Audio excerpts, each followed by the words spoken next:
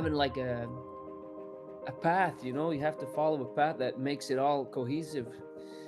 That's the biggest challenge.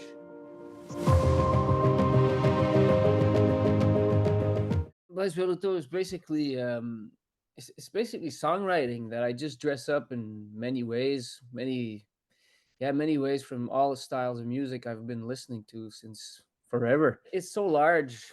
It's hard to stick with one thing. I don't like to stick with one thing. And collection comes from a collection of songs that I wrote for the first album. Actually, Blaze Velluto was like a character I invented for a girlfriend back then. She lived in Toronto, and I had to find a way to entertain her. So I built up this character, and Velluto means velvet in Italian. Basically, we have a core band for most of the songs. We have a core drummer, a bass player, and a guitar, and then we just do the core, record everything live for the core.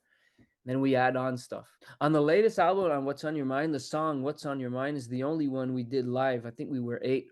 It's like a 2 minute song. We just with the producer was in the center with the shaker, and all right, one, two, three, and we all did it in one take or two takes. That was interesting. But usually, yeah, that's how we do it. That's how we've been doing it anyway. And the last band I was in, Call Me Poupée was called. We were into psychedelic stuff. They were like at least 10 years older than me. So I learned a lot from these guys. And after a while, things were turning around and I just started my own project. I started like all the songs I had gathered up in a little bag. I just took them out and put them on the Weatherman album.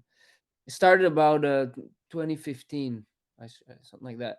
Started recording at the end of 2015, and I released it in early 2017 or something like that. It's really like a solo project, kind of a studio solo project in which I invite lots of people. So what is it? It's basically rock and roll, country rock and roll. I'd like to start with, and then it goes from there. And the big challenge is like when you're making an album with such different styles, it's having like a path, you know, you have to follow a path that makes it all cohesive. That's the biggest challenge. And the pacing on the album and the production and all things that tie things up, you know. But then the second one we did a little bit, but it's not necessary. It depends, like it's a workflow thing nowadays. New plugins are so powerful now, it doesn't really, it's more of a statement of like a way to work style. I think like the two last albums were more like, I would say, in a Steely Dan type work studio. It's really studio stuff, you know. We get in the studio, we try stuff, this, that. It's not like we're prepared, 100% prepared, and let's do one, two, three, rock, you know. It's not like that. It's more building in the studio type things. At the time of the first album, I was already over that stuff. You know, I had to put it out. I'm always a step ahead of what I'm recording almost. But the latest album was really a pandemic album, so I was stuck down here in the basement when I had a few drum machines, you know. I had a few songs that I played to the drum machines, but then I invented songs from the drum machine.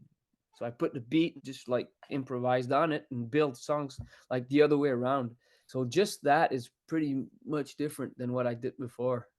Songs are steadier, I think, groovier, and so I have to get the dynamics elsewhere than from the drum sets, or it has to be dynamics from the guitars or from the melodies, and so different way, different challenge. But the best times were really recording, yeah, recording sessions, having people. So we released We Are Sunshine during pandemic. It was ready before, and we've been playing these songs almost like as early as the first album. It was old, lots of old songs on the second album. Yeah, but basically, it's I do like little maquettes down the basement, and then I bring it to the band, to the core band, and we modify stuff with the producer as well. Usually, if I have a good idea, when I have an idea, it comes with the guitar and the voice. Like a melody comes out with the chords, and something strong comes out, and I say, "Oh, okay," and I record it. Just that bit. We're recording our first album because it's been like in a bag for so long. All the experience, and even it's the same producer. I mean, you learn so much methods of recording and being prepared, and so I wasn't finished writing, and we had already started recording. That's how it went. Like the first 5 songs, yeah, recorded. But what's on your mind is basically what Facebook asks you when you want to post something in English. And anyway, it says, "What's on your mind?" Hi, Nick. What's on your mind?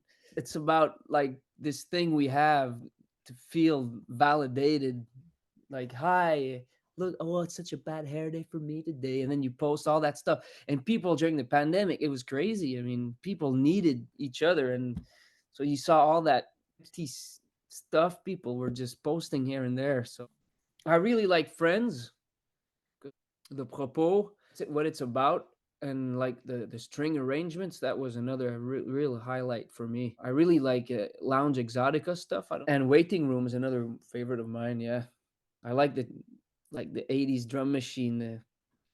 Yeah, it's just a fun pop song. Yeah, I don't know. These are my two favorite ones, but well, I like them all. Well, I think the first song we released was Feeler because it has a bit of everything in it. It's not my favorite one. I like it, but it didn't turn out exactly how I wanted. I think it carries a bit of everything. That song, Feeler. The most lovely to play would be the Baby song, one of the duets with my girlfriend. Yeah. Yeah, the album cover. Many reasons, I suppose, but one of the reasons was I had a Ford Bronco, 1997 Ford Bronco 2, and I was going to sell it. We had these masks I made just by testing, and I just brought these two ideas together, and we said, okay, let's call our friend to take some pictures in the Bronco before I sell it.